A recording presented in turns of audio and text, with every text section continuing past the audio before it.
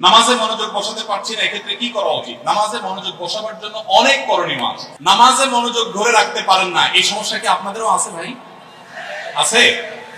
নামাজে মনোযোগ ধরে রাখতে পারেন না?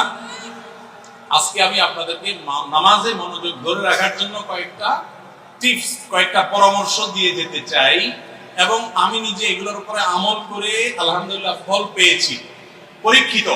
এরকম আমলগুলোর মধ্যে এক নম্বর হলো, ভালো করে শুনেন, এক নম্বর হলো চোখের হেফাজত করবেন। চোখের, মোবাইলে বা বিভিন্ন ভাবে চোখ দিয়ে হারাম জিনিস দেখেন, মেয়েদের ছবি দেখেন, ফিল্ম দেখেন, নাটক দেখেন, বিভিন্ন হারাম জিনিস দেখেন, এটা আপনি বন্ধ করেন।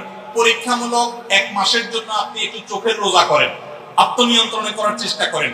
যেই পুরুষ নিজেকে নিয়ন্ত্রণ করতে পারে না, সে আবার কিসের পুরুষ, সে আবার কিসের যুবক?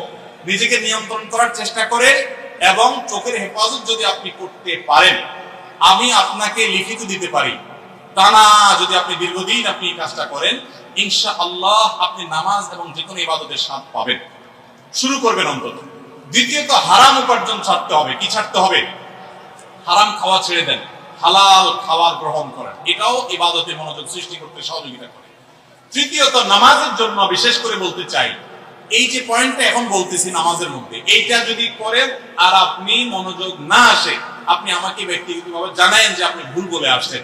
আমি আলহামদুলিল্লাহ এটার উপরে নিজে 100% উপকারিতা পেয়েছি, অনেকের পরামর্শ দিয়ে তাদের মধ্যে উপকারিতা পেয়েছি। সেটা হলো নামাজের টাইমিংটা বাড়িয়ে দেন, অর্থাৎ দীর্ঘ সময় নিয়ে নামাজ পড়েন।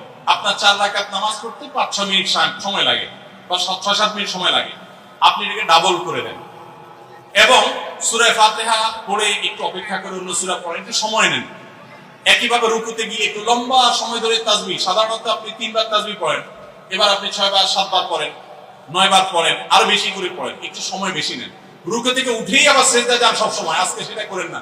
রুকু থেকে উঠে একটু দাঁড়ান, একটু অপেক্ষা করেন, একটু দেরি করেন। নবী সাল্লাল্লাহু আলাইহি ওয়াসাল্লাম রুকুতে যে পরিমাণ সময় থাকতেন, রুকু থেকে উঠে দাঁড়িয়ে তার কাছাকাছি, কারিবা মিনহু হাদিসের ভাষ্য, তার কাছাকাছি থাকতেন, অথচ আমরা রুকু থেকে উঠেই দৌড় দিই। তো আপনি উঠে একটু অপেক্ষা করেন, দাঁড়ান, অন্য সময়ের চাইতে ডাবল সময় দাঁড়ান। এভাবে যদি প্রত্যেকটা কাজ আপনি সময় নেন এবং ধীরে ধীরে করেন, ইনশাআল্লাহ বিদিনিল্লাহ আপনি নামাজের মধ্যে মনোযোগ দেখতে পাবেন। 3টা গেল। 4 নম্বর হলো নামাজের মধ্যে যে সূরা কেরাতগুলো পড়েন, এটা আজকে আমরা 3 কুল সম্পর্কে আপনাদেরকে বললাম।